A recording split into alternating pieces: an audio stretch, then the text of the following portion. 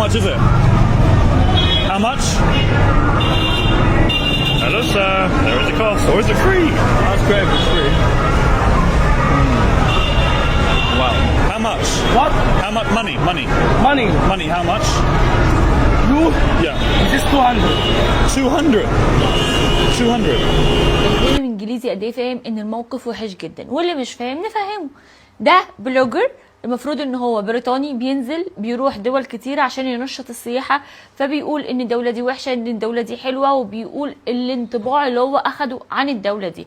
المهم ان ده سايح بريطاني نزل، اول حاجه طلب ان هو يشرب كوبايه برتقال من واحد واقف في شارع عادي جدا، فاداله كوبايه العصير، قال له عايز تلج ولا لا؟ قال له لا مش عايز تلج. قال له طيب خد. فقال له بكام؟ الاول ما ردش عليه ولف حوالين العربيه، قال له بكام؟ هي ببلاش يعني؟ هو بيهزر. راح قال له لا دي ب 200 جنيه. فالسايح بص وقال له لا ب 200 جنيه غاليه جدا. فراح قال له طب انت عاوزني يعني اعمل لك تخفيض عليها اللي هو ديسكاونت يعني؟ راح قال له لا مش عايزك تعملي تخفيض، انا عايزاك تديها لي بالسعر الحقيقي. راح قال له طيب خلاص ب 100 جنيه. راح قال له لا ب 100 جنيه كتيره، خليها ب 50. راح صاحب العربيه بتاعت البرتقال مسك الكوبايه وقال له لا اللي ب 50 هي الكوبايه دي، لكن دي ب 100. فراح مديله ال 100 جنيه وراح منزل ستوري على صفحته ان البياع بتاع البرتقال يعني بيضحك عليه او بينصب عليه بمعنى اصح. ودي حاجه وحشه جدا في حقنا، على الرغم ان بقيه الفيديو السايح ده بيشكر جدا في المصريين وبيشكر جدا في المواقف اللي قابلها مع المصريين. يعني قابل واحد قال له انت بتاكل ايه؟ قال له باكل بطاطس. فراح قال له طب بص خد دوق كده. فهو بيسال الراجل بيقول له الساندوتش ده بكام؟ عشان هو اكله. راح قال له لا ب 8 جنيه. فراح مطلع ال 8 جنيه من جيبه عشان يديهم له. المصري قال له لا انا بقول لك سعره، لكن انا مش عاوز سعره، خده هديه. واحد تاني ركبه التروسيكل عشان يوصله ببلاش. واحد تاني دخل عليهم قال لهم انتوا بتاكلوا ايه؟ قالوا له بناكل فول وطعميه وبتنجان وكده. راح قال لهم طيب ماشي. راحوا قايمين له وراحوا مقعدين له. ده كرم الضيافه، يعني ده كرم الضيافه بتاع المصريين. قد ايه المصريين دول جدعين جدا وجدعان جدا، وقد ايه بيشرفونا وبينشطوا السياحه. لكن لما نيجي على بياع البرتقال او امثال بياع البرتقال، مش هو لوحده اللي هو يمسك حد اجنبي يقولك يا عم ده اجنبي مش عارف الاسعار بقى وهنفخه في السعر. لا يا حبيبي، دلوقتي بقى يعني انت كواحد بتسافر اي دوله بتخش تشوف الاسعار ايه، بتشوف انت هتتعامل مع مين، بتشوف متداول يعني هتصرف كام في اليوم. وبقى في ناس كتيره جدا بتوعي الحته دي بكذا والحاجه دي بكذا والحاجه دي بكذا.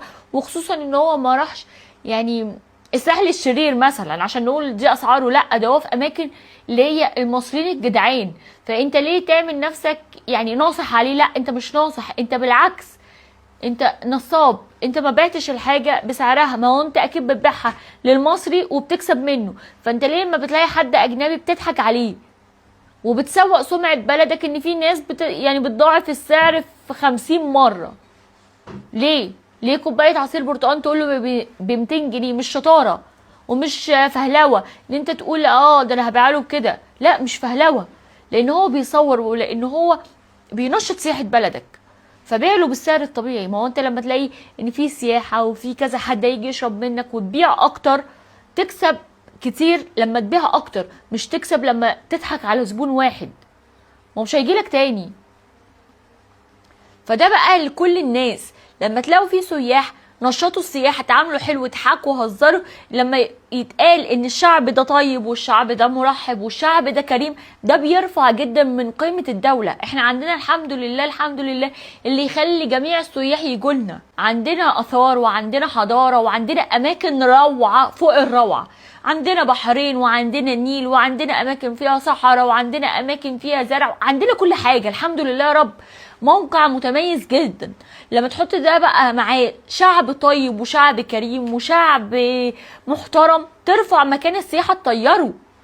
يعني مثلا فرنسا، على قد ما الناس كلها بتقول دي حلوه وبيتحبوا يصوروا جنب البرج وكل حاجه، يقولك بس فيها حراميه ونصابين كتيره جدا.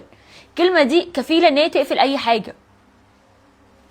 فدايما طلع احسن ما عندك عشان تنشط السياحه بتاعت بلدك. ليه تخليه ينزل صورة علم مصر ويقول ان في واحد مصري نصاب بيضحك علينا في الاسعار، مع ان بقية الفيديو والله العظيم مصريين جدعان جدعان جدعان جدعان بجد. هو ده كرم الضيافة، وهو ده المصريين اللي بجد، اللي هو بجد كوباية الشاي تبقى في ايدك واول ما يخش عليك حد تقوله لا خد ده. حتى راح يحلق، فراح الراجل الحلاق راح جايب له كوبايه شاي، فاللي هو فرح جدا ان هو بجد هو انتوا بتعملوا كده؟ ايه كرم الضيافه ده، وقعد يشكر جدا في المصريين. لكن ده الموقف اللي استوقفني، لانه السياح بتعم.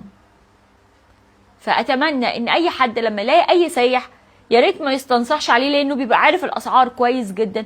وبعدين في الاول وفي الاخر هو هيجي وهيسافر وهيرجع بلده، وانت هتكون ذكرى، فخليك ذكرى كويسه للبلد بتاعتك.